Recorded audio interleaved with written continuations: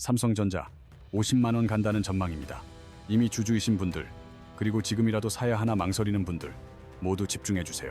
어느 쪽이시든 오늘 영상 끝까지 보시면 앞으로 삼성전자를 어떻게 대해야 할지 그 해답을 분명히 찾으실 수 있습니다. 이건 제 감이나 예상이 아닙니다. 오직 발표된 실적과 계약, 그리고 증권사 리포트의 숫자를 근거로만 말씀드리겠습니다. 지금 삼성전자에는 무려 5개의 강력한 성장 엔진이 동시에 돌아가고 있습니다.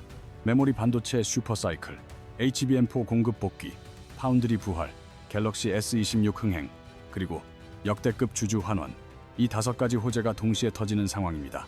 지금부터 하나씩 자세히 뜯어보겠습니다. 구독과 좋아요는 영상 제작에 정말 큰 힘이 됩니다. 꼭 한 번씩 부탁드립니다. 첫 번째 엔진은 바로 실적입니다. 2026년 1분기 잠정 실적, 매출 133조 원에 영업이익은 무려 57조 2천억 원을 기록했습니다.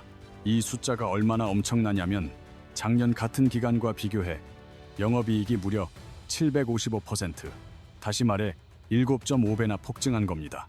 게다가 시장 예상치였던 38조 4천억 원을 훌쩍 넘어 57조 2천억 원을 기록했으니 예상치를 무려 49%나 초과한 엄청난 어닝 서프라이즈인 셈이죠.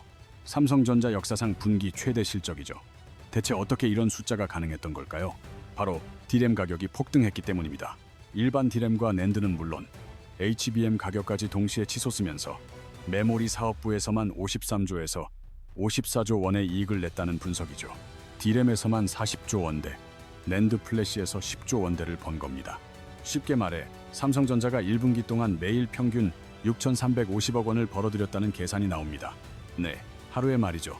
이게 연중 가장 실적이 약한 1분기인데 과연 2분기는 어떨까요?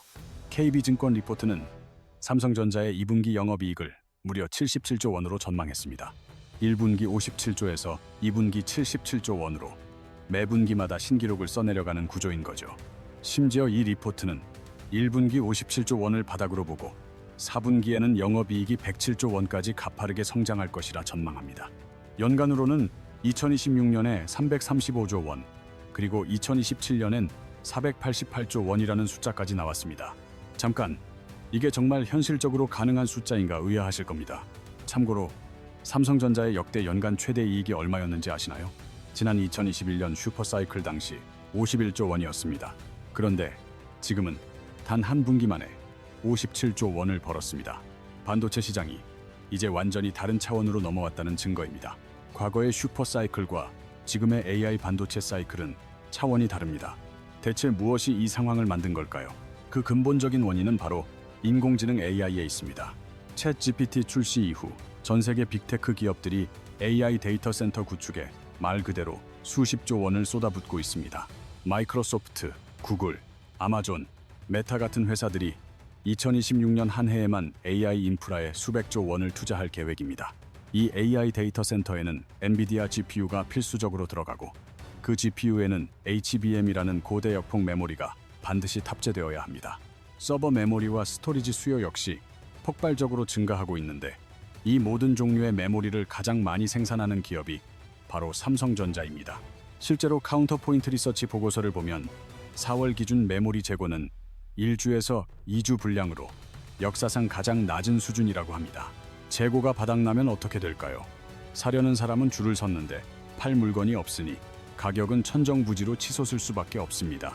실제로 2026년 1분기 D램 가격은 직전 분기보다 55에서 60%, 낸드는 338%나 급등했습니다. 심지어 2분기에도 D램 가격이 20%나 더 오를 것이라는 전망까지 나오고 있습니다. 이런 상황이 삼성전자에게 왜 좋으냐면 경쟁사를 압도하는 생산 능력을 가지고 있기 때문입니다. 당연히 가격이 오를수록 생산량이 많은 쪽이 더 많은 돈을 벌어갈 수밖에 없겠죠. D램 기준으로 삼성전자의 2026년 생산량은 월 13만에서 14만 장까지 늘어날 전망인데 이건 경쟁사가 따라올 수 없는 압도적인 수준입니다. 빼앗겼던 D램 시장 점유율도 다시 완벽하게 되찾아왔습니다. 시장조사업체 옴디아에 따르면 삼성전자는 작년 4분기 D램 점유율 36.6%로 다시 1위 자리를 탈환했습니다. 2024년 4분기 SK 하이닉스에게 33년 만에 처음 1위를 내주었다가 정확히 1년 만에 다시 찾아온 겁니다. 카운터포인트 리서치의 한 책임 연구원도 이렇게 말했습니다. 삼성이 돌아왔다. 이 한마디가 현재 상황을 가장 정확하게 요약해 줍니다. 두 번째 엔진은 바로 HBM4입니다. 저는 이번 삼성전자 투자의 핵심이 바로 여기에 있다고 보고 있습니다. 삼성전자가 HBM3 때문에 고전했던 사실 다들 기억하시죠? 엔비디아 테스트에서 계속 떨어지고 SK하이닉스는 승승장구하는데 삼성만 뒤처진다는 기사가 매일같이 쏟아졌었죠. 삼성전자 주가가 5만 원대까지 추락했던 핵심 원인이었습니다. AI 시대에 정작 AI 메모리는 못 만든다는 낙인이 찍혔던 거죠. 그런데 그 시간 동안 삼성전자는 무엇을 했을까요? 아주 조용히 말이죠. 그런데 삼성은 전혀 다른 길을 갔습니다. 경쟁사들이 기존 1A D램을 HBM사했을 때 삼성은 두 세대나 앞선 원D램을 도입하는 결정을 내린 거죠. 비유하자면 이렇습니다. 경쟁사가 초등학생 교재를 쓸 때 삼성은 대학교 전공 서적을 쓰겠다고 나선 셈이죠. 물론 개발은 훨씬 어렵고 시간도 길어지지만 성능 차이는 그야말로 압도적이었습니다. 여기에 4나노 파운드리 공정으로 데이터 처리 속도를 60%나 높이는 승부수를 띄웠고 이 도박은 완벽하게 성공했습니다. 2026년 2월 12일 삼성전자가 HBM사를 세계 최초로 양산 출하했고 바로 그날 주가는 하루 만에 6.44%나 폭등했습니다. 그리고 진짜 중요한 건 바로 성능이었습니다. 로이터 통신은 소식통을 인용해 엔비디아가 삼성과 SK하이닉스의 HBM사를 테스트했는데 삼성 제품이 속도와 전력 효율 모두에서 가장 뛰어났다고 보도했습니다. 삼성이 SK하이닉스보다 한 발 앞서 엔비디아 루빈 공급망에 진입했다는 분석이 나오는 이유가 바로 이것입니다. 한 업계 관계자에 따르면 이렇습니다. HBM사 성능이 기대를 뛰어넘자 엔비디아가 삼성의 출하를 일주일가량 앞당겨달라고 직접 요청했다는 겁니다. 이것이 삼성전자에게 얼마나 큰 의미냐면 엔비디아의 차세대 AI 가속기 베라 루빈에 삼성 HBM사가 탑재된다는 뜻이니까요. 2026년 하반기 출시 예정인 베라 루빈은 전 세계 AI 데이터 센터들이 손꼽아 기다리는 바로 그 제품입니다.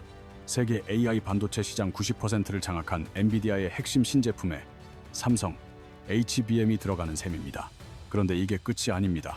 삼성은 HBM사를 내놓자마자 바로 다음 7세대 HBM4E 로드맵을 공개해버렸습니다. 2026년 하반기에 샘플을 만들고 2027년부터 본격 양산에 들어간다는 계획입니다. 이는 과거 HBM3 시장을 SK하이닉스에 뺏기고 허둥지둥 따라갔던 과오를 다시는 반복하지 않겠다는 선언과도 같습니다. HBM사를 출시하면서 동시에 HBM4E를 준비하는 선제 공격 전략인 셈이죠. 삼성전자가 공식적으로 내놓은 전망도 있습니다. 2025년 대비 HBM 매출이 3배 이상 늘 거라는 예측이죠. 무려 3배입니다. 게다가 고객사들은 2027년 이후 물량까지 미리 선점하려 한다는 소식입니다. 지금 HBM 수요가 공급을 훨씬 뛰어넘을 정도로 빠르게 증가하고 있다는 뜻이죠. HBM사를 만드는 과정에서 주목할 점이 하나 더 있는데요. 베이스 다이라는 핵심 부품에는 파운드리 공정이 필수라는 겁니다. 그런데 삼성전자는 메모리 사업부와 파운드리 사업부를 모두 보유한 세계 유일의 종합 반도체 회사입니다. SK하이닉스나 마이크론 같은 경쟁사들은 자체 파운드리가 없어 외부에 의존해야만 합니다. 오직 삼성만이 메모리 설계부터 파운드리, 패키징까지 전 과정을 자체적으로 소화할 수 있습니다. 이 턴키 솔루션이 HBM사 시대에 접어들며 삼성전자만의 독보적인 무기가 된 것입니다. 세 번째 엔진, 바로 파운드리입니다. 솔직히 이 분야는 아직 갈 길이 맵니다. 그래서 사실에 기반해서 정확하게 말씀드리겠습니다. 파운드리 사업은 직접 설계하는 대신 고객의 설계도에 따라 반도체를 만들어주는 위탁 생산을 말합니다. 삼성 파운드리는 2024년과 2025년 계속되는 적자와 낮은 수율로 고객을 놓친다는 비판에 시달렸습니다. 2025년에는 가동률이 50% 아래로 떨어지기도 했습니다. 공장이 절반도 돌아가지 않았다는 뜻이죠. 하지만 지금은 어떨까요? 2026년 1분기 삼성 파운드리 가동률은 80%를 넘어섰습니다. 1년 만에 가동률이 실질적으로 2배가 된 셈입니다. 최첨단 2나노 공정 수율도 60%대까지 올라왔습니다. 반도체 업계에서 수율 60%가 얼마나 중요한 의미인지 아시나요? 이 수치를 넘어서야 비로소 본격적인 양산 경쟁이 가능해지거든요. 수율이 60%를 넘어서자 퀄컴, AMD, 구글 같은 빅테크 기업들이 다시 협상 테이블로 돌아오기 시작했다는 보도가 나왔습니다. 이 중 가장 중요한 계약은 테슬라와 맺은 것입니다. 삼성은 테슬라와 약 21조 원 규모의 AI 칩 공급 계약을 체결했습니다. 일론 머스크가 실적 발표 컨퍼런스 콜에서 직접 확인시켜준 내용이죠. 테슬라의 AI5 칩은 2026년 하반기부터 텍사스 테일러 공장에서 양산되는데요. TSMC는 3나노 공정을 쓰지만 삼성은 이보다 앞선 2나노 공정으로 만듭니다. 기술적으로 훨씬 앞선 공정으로 칩을 만드는 셈이죠. 그리고 닌텐도, 애플과도 손을 잡았습니다. 삼성전자가 테슬라, 애플, 닌텐도 등 글로벌 빅테크 기업의 대형 프로젝트를 연이어 수주했다는 보도가 이어졌습니다. 애플과는 차세대 이미지 센서를 함께 개발하기 시작했고 미국 오스틴 공장에서 애플 기기에 최적화된 칩으로 공급될 예정입니다. AMD의 차세대 서버 CPU 수주를 두고도 협의가 한창 진행 중이라는 이야기도 들립니다. 삼성전자는 2026년이 나노 수주를 지난해보다 130% 이상 늘리겠다고 공식 발표하기도 했습니다. 파운드리 사업의 흑자 전환 목표도 기존 2027년에서 2026년으로 앞당겼다고 합니다. 텍사스 테일러 공장은 본래 2026년 말 가동 예정이었지만 테슬라 주문량에 맞춰 장비를 서둘러 들여오며 가동 시기를 앞당기고 있습니다. 물론 파운드리 사업에도 넘어야 할 산은 분명히 있습니다. TSMC와의 점유율 격차가 이른한 퍼센트대로 여전히 크고요.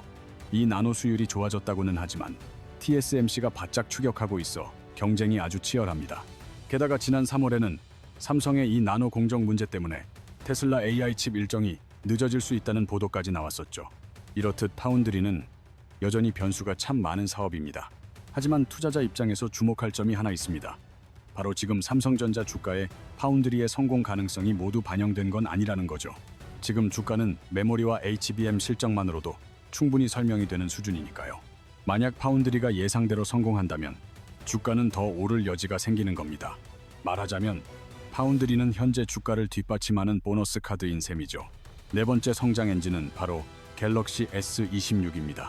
삼성전자가 반도체 회사만은 아니죠. 스마트폰 사업도 화려하게 부활했습니다. 2026년 3월에 나온 갤럭시 S26 시리즈는 국내 사전 예약 단 7일 만에 135만 대가 팔렸습니다. 역대 갤럭시 S 시리즈 중 최고 기록이죠. 미국에서는 출시 첫 3주 만에 판매량이 전년 대비 29% 늘었고 일부 매장에서는 사전 주문이 전작의 2배까지 몰렸다고 합니다. 삼성전자는 S26 시리즈로 전작을 넘어 4천만 대 이상 판매하는 것을 목표로 잡았습니다. 이번 S26의 핵심은 두말할 것 없이 AI입니다. 갤럭시 S26은 3세대 AI 폰인데요. 단순히 시키는 일만 하는 게 아니라 알아서 챙겨주는 진짜 AI 비서시대를 열었다고 평가받죠. 갤럭시 S26 울트라를 기준으로 보면 NPU 성능은 39%, CPU와 GPU는 각각 19, 24%씩 성능이 좋아졌습니다. 그리고 삼성의 목표는 올해 안에 AI를 지원하는 갤럭시 기기를 누적 8억대로 늘리는 것입니다. 무려 8억대나 됩니다.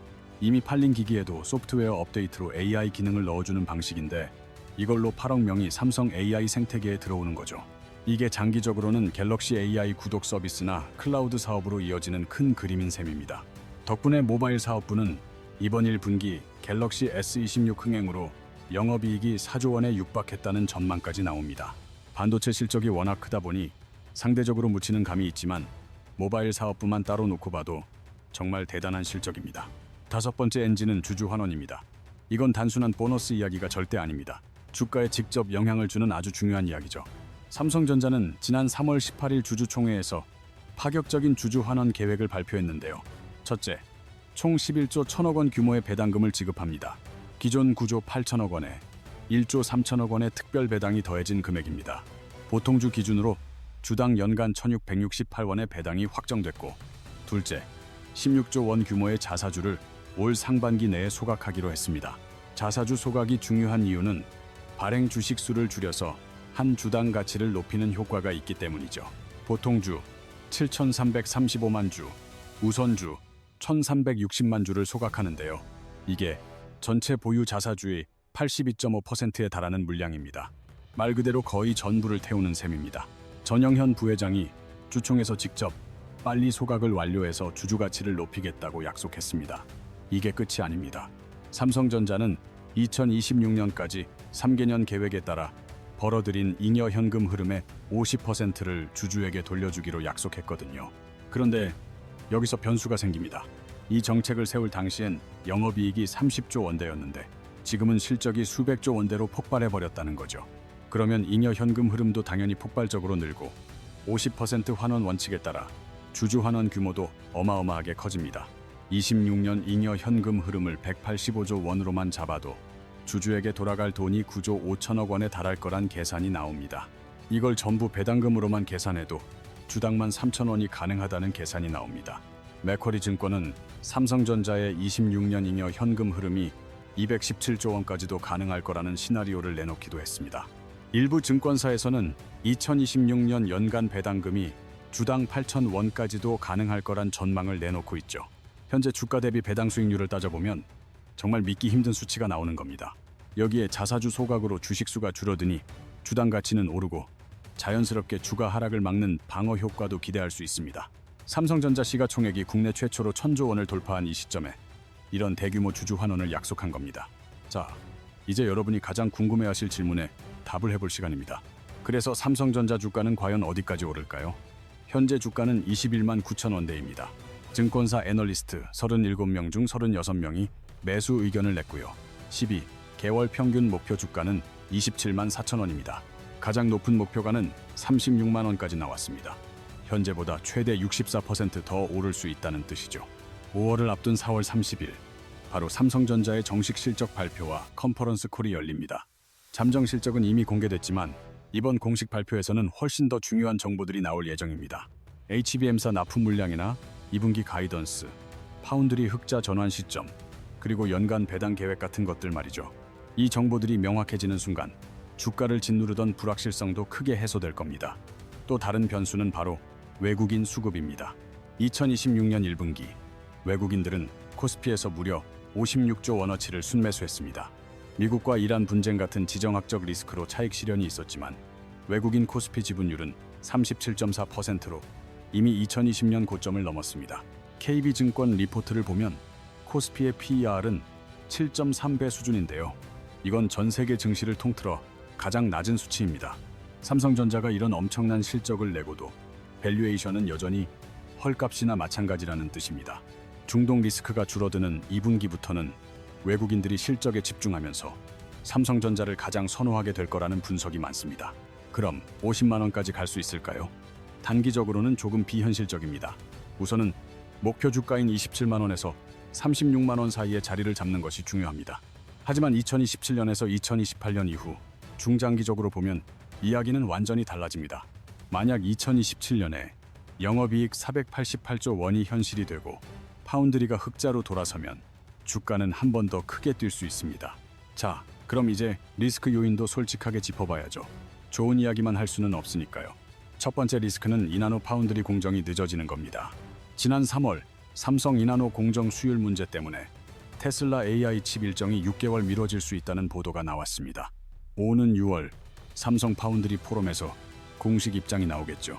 그 내용에 따라 파운드리 사업의 가치가 달라질 겁니다. 두 번째는 메모리 사이클 문제입니다. 지금 메모리 가격이 오르는 건 AI 수요 덕분이지만 예전처럼 공급이 너무 많아지면 가격이 다시 폭락할 수도 있습니다. 다만 전문가들은 AI 수요가 워낙 강해서 2028년까지 메모리가 계속 부족할 거라고 봅니다.